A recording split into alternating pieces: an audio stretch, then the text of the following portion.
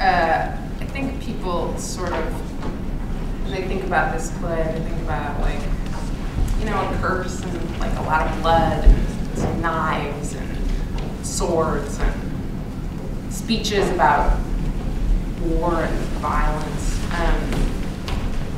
And it's a little sort of ponderous and difficult to relate to. But I don't think that's what's at the heart of the play. For me, the heart of the play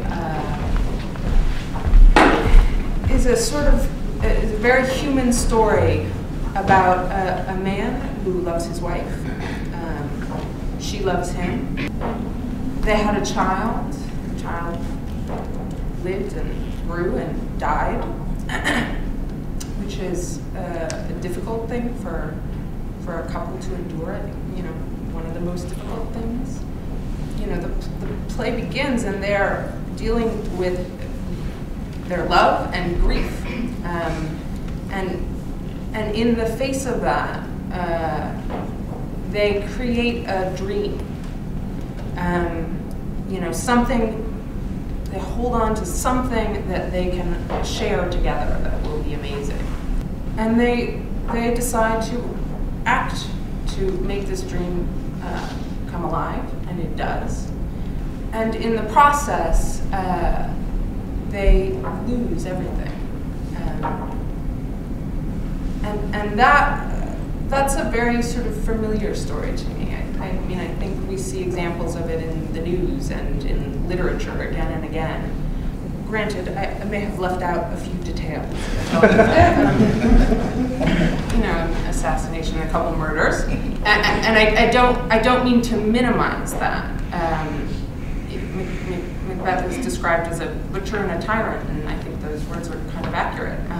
I think Shakespeare made an observation, which is that deeply moral people are capable of doing terrible things, terrible things. That's what the play's about for me. That's what is so terrifying about it and so heartbreaking. What I was thinking was that we did a lot of research of the period, and the silhouettes were quite simple. It's like a tunic, and a tunic, long tunic, short tunic, tunic with a belt, tunic with a slit, tunic with a front, tunic. Right? So there's something really soft about the women, and that, you know, even when you look at the historical research, there's just something really soft and vulnerable in some ways about their silhouette and their shape. Whereas the men were like much more, you know, they had their armor, they had the metal. Even when men have taken off their armor, they're still armed. There's just that, you know, because you just never know what's going to happen. Where is this place set? And the place is set really in three places: outdoors, indoors, and in Macbeth's head. The director wanted to set the piece in 11th century Scotland, the feel of 11th century Scotland. What kind of mask would a witch make? So I kind of started making masks in the character of being a witch. And they have teeth in them. I sort of thought all the witches might collect the teeth off the battlefields.